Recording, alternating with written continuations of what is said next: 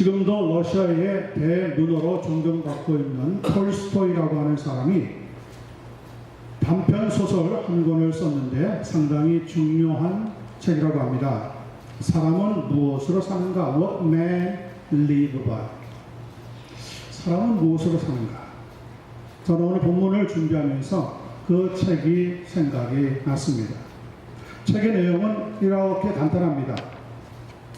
구두수선공인 시몬이라고 하는 사람이 어렵게 생계를 유지하고 있는데 하루는 길을 지나가다가 양가죽을 사기 위해서 발걸음을 옮기게 됩니다. 그런데 양가죽을 사지 못했지만 집으로 돌아오는 길에 교회 앞에서 벌거벗은 사람 하나를 보고 그를 도와주게 됩니다. 처음에는 도와주고 싶은 마음이 없었습니다. 혹시 어려움을 당하면 어떻게 하나. 그런데 그를 데리고 집으로 돌아왔더니 자기 아내 마트로나에게 구박을 받습니다. 우리도 어려운데 저렇게 힘든 사람을 왜 데려왔느냐. 그런데 그렇게 데려온 그 사람의 이름을 물어보니 미카엘이라고 부릅니다. 미카엘이라고 하는 사람은 그런데 사람이 아니라 하나님께서 이 땅에 보내준 천사였다고 합니다. 그 천사에게 하나님께서 땅에 내려가서 3가지 질문을 주시면서 그 질문에 대한 대답을 알아가지고 오너라 명령을 내리신 겁니다. 첫 번째 질문은 사람의 마음에는 무엇이 있는가 알아가지고 오너라. 두 번째, 사람은 무엇으로 사는가 알아가지고 오너라. 그리고 세 번째는 사람에게 주어지지 않은 것이 무엇이 있는지 살펴보고 알아가지고 오너라. 그런데 이 미카엘이 그 시몬이라고 하는 사람의 집에서 구두수선 일을 배우면서 머무르게 됩니다. 어느 날 귀족 신사 한 사람이 1년을 신어도 괜찮을 튼튼한 구두를 주문하게 됩니다. 시몬은 망설였지만 미카엘이 그 주문을 받아서 신사가 요구한 가죽 신발을 만듭니다. 그런데 그날 저녁에 신사의 하인이 찾아와서 그 신사의 죽음을 전하면서 구두가 아닌 슬리퍼 제작을 요청하는 것을 보면서 깜짝 놀라게 되어집니다.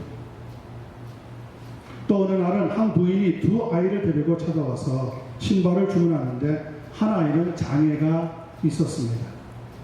미카엘은 장애가 있는 아이를 살피면서 왜 장애를 갖게 되었는지 그 자녀들이 부인의 친자녀인지 물어보았습니다. 그러자 부인은 자기의 친자녀들은 일찍 죽었고 이 2 자녀를 입양해서 키우고 있다고 말하면서도 슬픔이 아니라 미소를 짓는 것을 보게 되었습니다. 미카엘은 부인과 2 아이가 떠나고 난 뒤에 시몬에게 작별 인사를 나누고 헤어집니다. 천사였던 미카엘은 하나님으로부터 받았던 3가지 질문에 대한 대답을 어느새 얻고 말았던 것. 사람의 마음속에 무엇이 있는가? 사람에게 주어지지 않은 것은 무엇이 있는가? 사람은 무엇으로 살아가는가?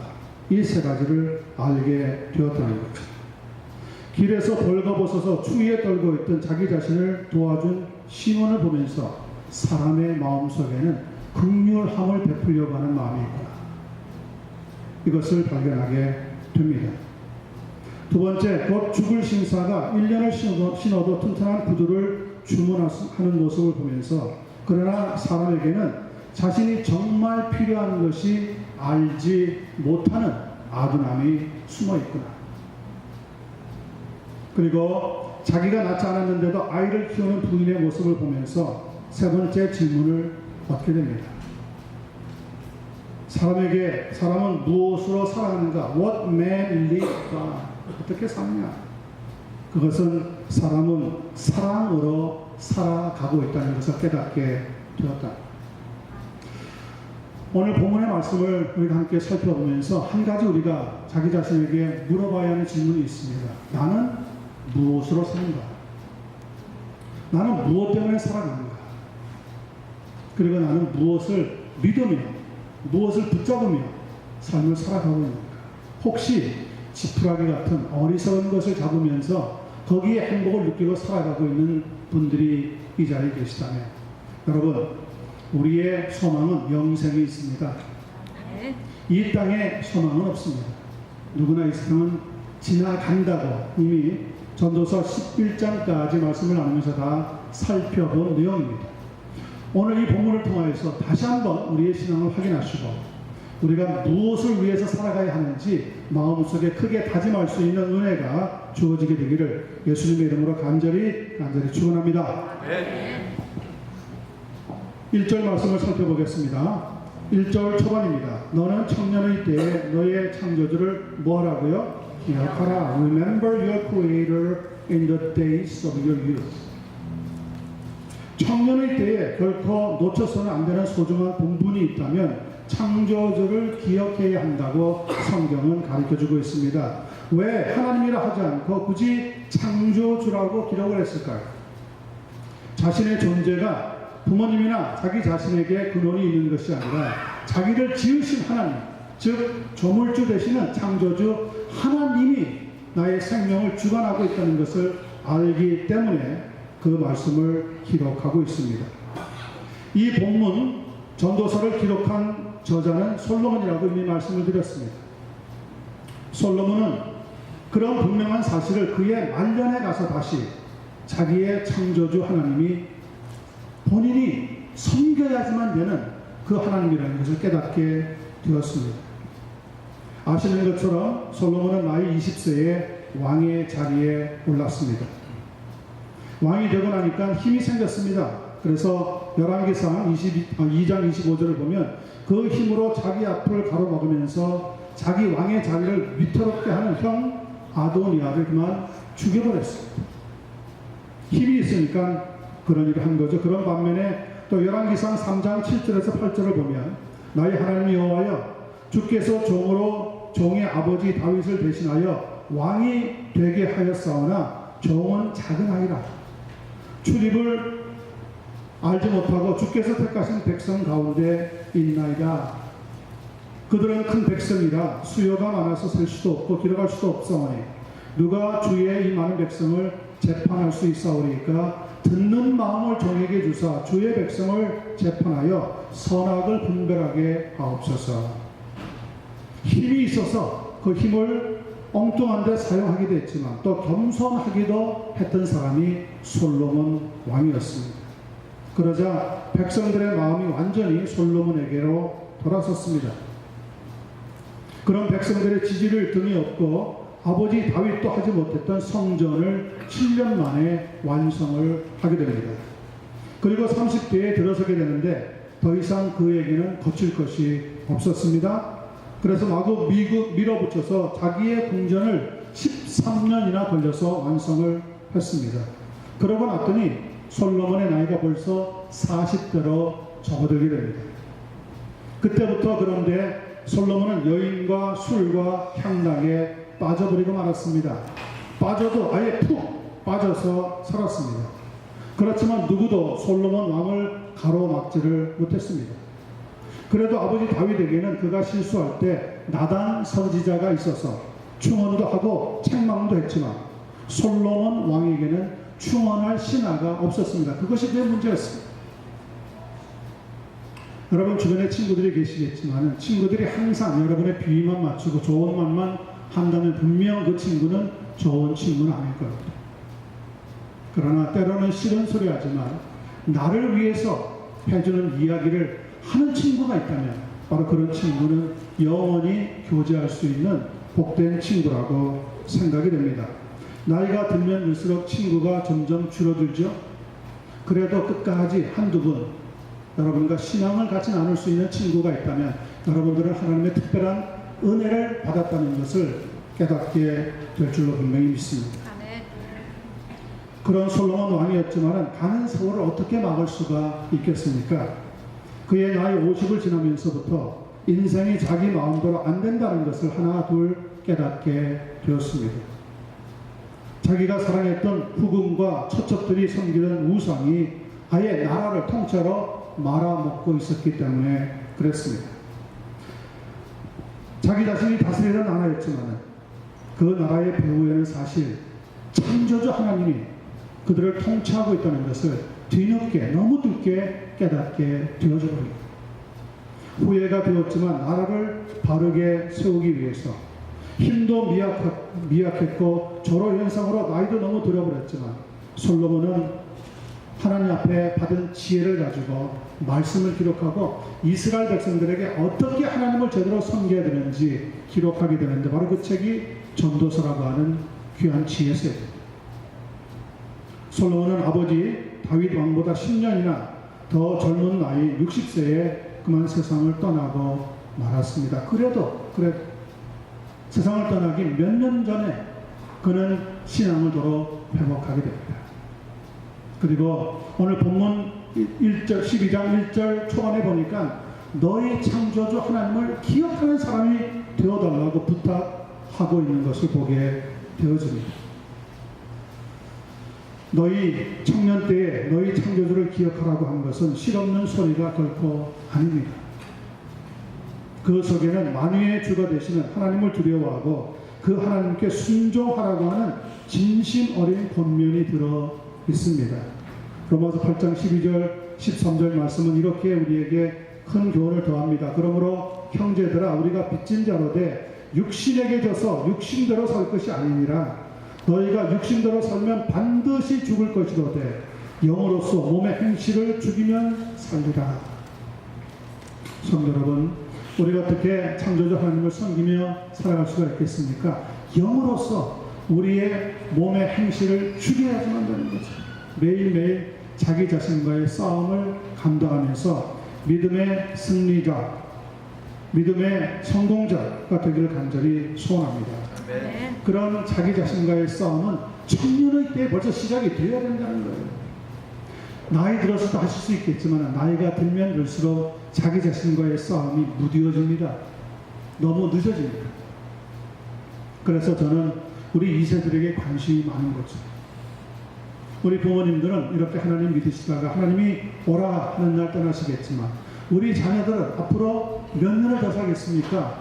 확률적으로 볼 때. 그런데 그들이 젊은 청년의 때 만약에 하나님을 놓쳐버리면 많은 시간을 헛되게 살게 될 수밖에 없다는 거예요. 솔로몬이 그걸 간증하고 있는 겁니다. 자기는 50대 중반까지도 하나님을 섬기는 것에 대해서 둔했다는 거죠. 그렇게 큰 지혜와 복을 받아왔거든요. 그런데 세상을 떠나기 얼마 앞서서 하나님의 깨달음이 찾아옵니다. 아, 내가 잘못 살았구나. 그리고 그의 후손들에게, 이스라엘 백성들에게 교훈하고 또 교훈하는 겁니다. 뭐라고 교훈하고 있습니까? 너희 창조주, 너희 하나님을 기억하면서 살아가는 사람이 되라는 거죠. 이거보다 더 큰 복은 없는 줄을 저는 분명히 믿습니다. 네. 오늘 이 자리에 참석하신 여러분 모두 끝까지 창조주 하나님을 기억하시면서 그분을 존중히 여기는 신앙으로 살아갈 수 있는 한 분 한 분 되기를 예수님의 이름으로 간절히 축원합니다. 네. 1절 후반부와 2절을 보겠습니다.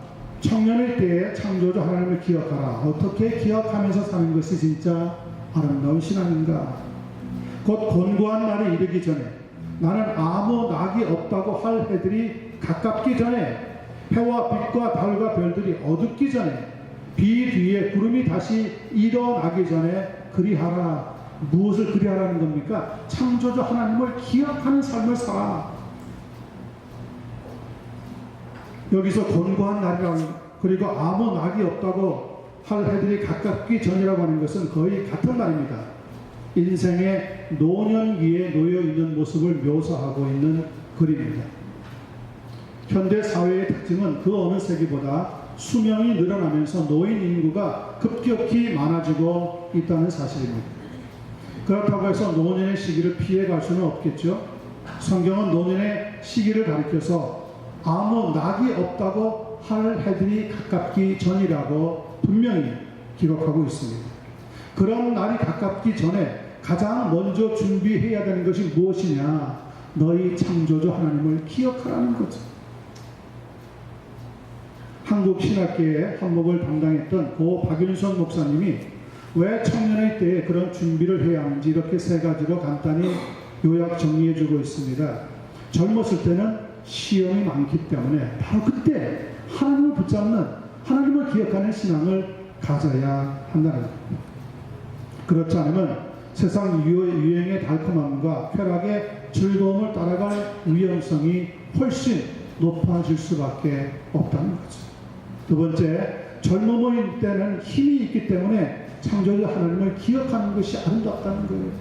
여러분, 나중에 강도처럼 정말 마지막 순간에 예수님을 받아들이고 천국에 들어가는 것도 귀한 일이지만 더 귀한 일은 우리의 인생 전반을 하나님께 드리면서 하나님과 동행하는 삶이 훨씬 더 복되고 지혜롭고 아름다운 것이라고 성경을 통해서 말씀하고 있습니다. 세 번째, 청년의 때에는 그리스도 안에 거하는 삶을 배우며 나중에 삶의 풍성함을 누리는 축복이 찾아오기 때문이라고 말씀하고 있습니다. 잘 아시는 것처럼 요한복음 15장 5절에 예수님은 제자들에게 이렇게 말씀해 주셨습니다. 나는 포도나무여 너희는 가지라. 그가 내 안에 내가 그 안에 거하면 사람이 열매를 많이 맺나니 나를 떠나서 너희가 아무것도 할 수 없습니다. 여러분, 포도나무가 되고 가지가 되는 우리의 관계를 예수님께서 설명하시면서 너희가 내 안에 거하면, 창조주 하나님을 기억하는 것은 가장 쉬운 말로 한마디 하자면 예수 그리스도 안에 거하는 삶을 살면 하나님을 기억하게 되어진다는 거죠. 집 안에 거하는 것과 집 밖에 거하는 차이가 무엇입니까? 집 안에서는 아무래도 형제들과 가족들과 부모님을 매일 만날 수 있다는 거예요. 집 밖으로 나가면 어떻습니까? 자기 자신은 자유로울지 모르지만 사랑하는 가족들을 만나기가 어렵다는 거예요. 지난 시간에 제가 원비어라고 하는 미국 청년 이야기를 했습니다. 약 17개월 만에 혼수 상태가 되어서 북한에서 미국으로 호송이 되었습니다. 그리고 일주일이 채 되지 않아서 5일 만에 그만 운명을 하고 말았습니다. 지금 미국 교계는 들끓고 있습니다. 저렇게 건장한 대학생이 북한을 방문하고 돌아왔는데 혼수 상태에 빠졌다가 죽음에 이르는 도무지 무슨 일이 일어났느냐? 아버지는 가슴을 칩니다. 생때 같은 아들이 세상을 떠났잖아요. 그 원벼라고 하는 청년이 정말 마음속에 그렇게 참 애석한 삶을 살다가 떠났지만 마음속에 하나님을 믿는 신앙이 있다면 얼마나 좋겠습니까? 그렇게 세상을 떠나는 것도 억울한데 사실 만약에 하나님을 알지 못하고 떠났다면 여러분 그거보다 더 애석한 일이 있겠습니까? 저는 우리 자녀들이 젊음의 때에 정말 창조주 하나님과 함께 믿음 생활을 감당해 나갈 수 있는 그런 귀한 자녀들이 되었으면 좋겠습니다. 여러분과 제가 우리 자녀들 앞에서 우리 성도들 앞에서 이런 하나님을 창조주 하나님을 기억하는 신앙생활을 살아간다면 분명히 아름다운 신앙이 유전으로 그들에게 전달되어져서 저희들보다 훨씬 더 아름다운 믿음의 삶으로 이 미국 사회에 또 전 세계적으로 복음의 영향력을 끼칠 수 있는 삶이 이루어지게 될 줄로 믿습니다. 네. 나를 떠나서는 너희가 아무것도 할 수 없다고 했습니다. 우리는 젊을 때부터 우리 자녀들을 포함해서 예수 그리스도 안에 거하는 삶, 창조주 하나님을 기억하는 삶, 그 믿음의 삶을 복되게 더욱 단단하게 다지면서 나아가서 영육간의 강건한 하나님의 축복이 채워지는 그런 삶으로 인도되어지게 되기를 예수님의 이름으로 간절히 축원합니다. 2절 마지막 보니까 해와 빛과 달과 별들이 어둡기 전에 창조주 하나님을 기억하라. 비 뒤에 구름이 다시 일어나기 전에 그리하라. 무엇을요? Remember your Creator. 너희 창조주 하나님을 기억하라는 거예요. 여기서 해와 빛과 달과 별들이 어두워진다는 것과 비 뒤에 구름이 다시 일어난다는 것은 인생을 마감하기 바로 직전, 그러니까 우리 코앞에 죽음이 닥쳤을 때라도 그때라도 하나님을 기억하는 삶을 가져야 한다는 거죠. 비 뒤에 구름이 다시 일어나기 전이라고 하는 의미가 뭡니까? 비가 오고 나면 구름이 걷히고 날이 개는 것이 상식인데 어쩌다가 개지를 않고 다시 구름이 끼면서 어두워지는 때가 있는데 그때는 어떤 때입니까? 폭풍우가 몰려오는 때라는 거예요. 즉 인생이 끝날 때가 되었다는 것을 시적으로 표현하는 겁니다. 여러분, 다시 폭풍이 몰았을 때는 무엇을 볼 수가 없습니까? 빛을 볼 수가 없단 말이에요. 우리의 운명 바로 직전에 모든 것이 다 우리 앞에 캄캄해집니다. 보고 싶어도 볼 수가 없습니다. 그런 마지막 순간에 최후까지 우리의 몸의 기관 중에 살아있는 것이 청각이라고 합니다. 그래서 눈을 감고 있고 의식불명인 것 같아도 그 귀에다 대고 복음을 전해주는 것이 우리의 사명이라는 거죠. 그러면 그 영혼이 복음을 접수하게 된다는 거예요. 많은 사람들이 임종을 앞두고 있는 분들을 그냥 불쌍히 여기고 저렇게 이제 가는구나, 마음의 안타까움만 가지고 있지, 그 귀에다 대고 정말 간절히 복음을 호소하는 사람들이 없습니다. 아니, 부족합니다. 우리는 끝까지 복음을 증거할 수 있는, 비록 다시는 빛을 보지 못하게 된다고 하더라도 그 인생을 향해서 복음을 나눌 수 있는 생명의 하나님의 종들이 되시기를 간절히 부탁을 드립니다. 영어로 기억이라고 하는 말은 remember라고 하는데, 기억은 지혜와 기술과 학업을 다루는 공부의 영역에서 반드시 전제되어야 하는 아주 중요한 능력이라고 합니다. 배운 것을 잘 기억하면 뇌 속에 스키마라고 하는 촉적 구조가 생기는데, 그 구조가 넓고 풍부해지게 되면 다양한 지식과 정보 체계를 보유하게 된다는 거죠. 그러면 기억한 것만큼 학습 능력이 향상이 된다는 겁니다. 예를 들면 이해력, 집중력, 기억력, 사고력, 창의력과 같은 학습의 5대 능력이 증가되기를 시작한다는 거예요. 여러분, 기억의 종류에는 단기 기억과 장기 기억이 있습니다. 몸의 오감을 통해서 정보가 뇌로 전달이 되면 먼저 register, 등록이 되고요. 그 다음에 분류가 되어서 입력이 된 다음에 나중에 인출이 되는 과정을 거치는데, 이때 뇌가 들어온 정보를 저장할 것인가 아닌가를 결정한다고 합니다. 그렇게 결정하는 것을 가리켜서 working memory, 작업 기억이라고 부릅니다. 작업 기억이라고 하는 어떤 그 펑션이, 기능이 살아나면 들어온 정보를 보았든지 체험을 했든지 우리가 귀로 다시 들었든지 간에 배웠든지 뇌 속에서 이것을 기억해 두느냐 마느냐, 저장해 두느냐 마느냐 순간적으로 결정이 된대요. 그런데 단기 기억은 들어온 정보가 별로 가치가 없을 때 뇌가 결정을 하는데 이것은 더 이상 저장할 필요가 없다. 그래서 숏텀 메모리라고 불리우는 단기 기억은 우리 머릿속에서 수초간에 있다가 사라지고 만듭니다. 그런데 중요한 것은 장기 기억이에요.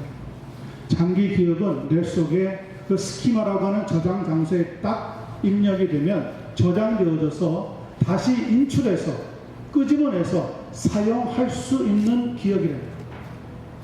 이 기억이 많이 담겨져 있으면 있을수록 그 사람의 뇌는 활발하게 활동을 하고, 명석하다, 똑똑하다, 대단하다 하는 사람들의 뇌는 그만큼 저장 능력이 넓어져서 많은 정보를 담아두었다는 거예요. 그런데 정보를 아무리 많이 담아두어도, 여러분들 성경 암송 많이 하시죠?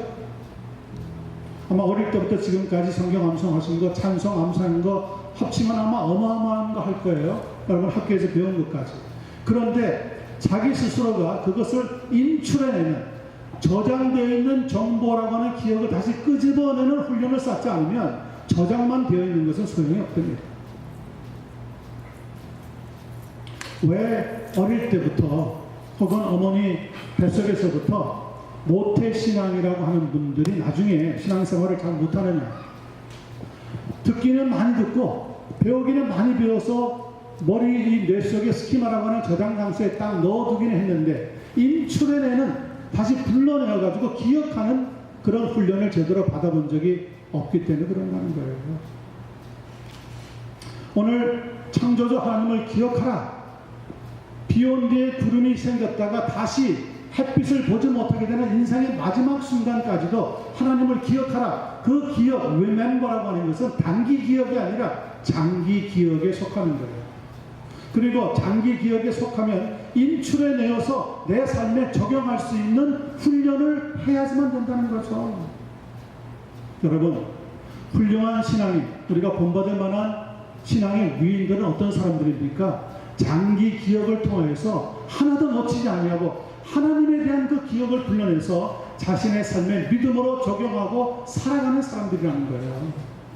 히브리서 11장에 보면 구약 성경에 나오는 많은 믿음의 인물들이 있는데 요약해서 적어놓은 믿음의 인물들의 이름이 등장합니다. 여러분, 그런 분들은 특별히 어떤 분들인지 아세요? 세상이 감당할 수 없었던 믿음의 사람들이라고 했는데 바로 장기 기억으로 속해 있는 그 하나님에 대한 지식을 끄집어내서 자신의 삶에 적용했을 뿐만 아니라 그 시대에 하나님 말씀으로 도전했던 사람들이라는 거예요. 여러분, 이 시대에 도전까지 안 하셔도 괜찮습니다. 내가 그러나 내 삶을 살아가면서 장기 기억 속에 넣어둔 그 하나님에 대한 지식을 끄집어내는 훈련을 잘 살리셔서 믿음 생활할 때 어려운 일이 생길 때 판단해야 될 때 그 하나님 말씀으로 결정하고 하나님의 뜻을 쫓아가는 사람이 되라는 거죠. 하나님을 기억하라 단순한 말씀이 아닙니다. 성경은 이미 우리 몸의 신체 구석까지 다 창조하신 하나님께서 그 장기 기억이라고 하는 것을 끄집어내는 훈련을 통하면 지금까지 배우고 넣어두었던 정말 가치 있는 지식들을 가지고 믿음 생활을 지금보다 훨씬 더 가치 있게, 훨씬 더 아름답게 해나갈 수 있는 믿음의 실력자들이 되게 된다는 거죠. 여러분, 오늘 본문 말씀을 통해서 저는 여러분에게 말씀을 나누었습니다. 내 뇌에서 사라지는 그런 기억이 아니라 하나님에 대한 말씀과 정보를 가지고 장기 기억을 특별한 나의 개인적인 훈련을 통하여서 오랫동안 사용하고 그것을 믿음에 적용할 수 있는 그런 아름다운 예수 그리스도의 제자들이 되시기만을 간절히 소원합니다. 6.25와 같은 사변, 이것은 장기 기억에 속합니다. 여러분, 이전에 6.25 사변 날이 되면은 기념식에서 무슨 노래 불렀습니까? 잊으랴 어찌 우리 이날. 잊을 수 없는 거예요. 특별히 전쟁을 경험하신 분들은 그 전쟁이 얼마나 무서운지 잊을 수가 없는 거예요. 포탄이 옆에서 떨어지는 것을 경험한 사람들은 일평생 전쟁이 얼마나 위험한가 알고 있단 말이에요. 그런 분들은 장기 기억 속에 이미 그 정보가 기억되어져서 저장되어져서 언제든지 끄집어내서 전쟁은 위험한 거야. 그때 우리의 부모님들이 얼마나 우리를 데리고 피난하고 옮겨 다니라고 고생을 했던가 알면서 그 가운데 지켜주신 하나님께 감사할 수밖에 없는 거죠. 마찬가지입니다. 하나님에 대한 기억. 하나님이 어떤 분이신지 늘 찾아내어졌어요. 나를 여기까지 인도하신 하나님, 우리의 가정을 지켜주신 하나님, 우리의 자녀들을 지금도 눈동자같이 살펴보시고 있는 그 하나님, 그 하나님을 잊어버리지 않고 꽉 붙잡고 예수 그리스도와 함께 동행하는 믿음의 발걸음으로 나아가게 된다면 여러분, 이 세상을 떠나게 되는 순간이 오더라도 결코 후회하지 않게 될 줄로 믿습니다. 네. 오늘 이 땅에 시시한 예수 믿는 사람들이 너무 많아집니다. 다 입으로는 크리스찬이라고 합니다. 교회 다닌답니다. 기도한대요. 성경도 보았답니다. 그런데 실생활에서 예수 그리스도의 생명의 향기가 나타나지 않는 거예요. 왜 그렇습니까? 하나님을 기억하는 장기 기억 속에 넣어뒀던 하나님에 대한 정보와 지식을 끄집어내서 내 믿음에 적용하는 훈련을 하지 않고 있기 때문에 그런 거죠. 오늘은 말씀드린 것처럼 6.25 67주년이 되는 날입니다. 한국은 지금 어려운 가운데 있습니다. 문재인 대통령이 저는 5년 동안 통치 또 대통령 자리에서 일을 잘 할 줄로 믿지만 이북에 대해서 가지고 있는 안보관은 조금 걱정스러운 부분도 있습니다. 그렇다고 해서 무작정 비판만 하고 있을 수는 없잖아요. 그가 하나님 앞에 오늘 성경에 기록되어 있는 것처럼 그에게도 어느 날 그의 인생의 마지막이 찾아올 텐데 하나님을 두려워하는 그런 대통령으로 기억될 수 있는 우리의 기도, 우리의 간구를 통해서 한국도 지켜주시는 그런 축복의 역사가 나타나기를 간절히 소원해 봅니다. 네. 여러분, 오늘 이 말씀이 여러분의 평생을 앞으로도 하나님의 말씀, 그 말씀을 꽉 붙잡고 예수 그리스도와 함께 믿음의 삶을 끝까지 충성스럽게 달려가서 하나님 만났을 때에 다 여기 있는 모든 분들 다 잘하였도다, 착하고 충성된 종아, 그렇게 주님의 뜨거운 영접을 받는 복된 성도 되시기를 예수님의 이름으로 간절히 축원합니다. 기도하겠습니다.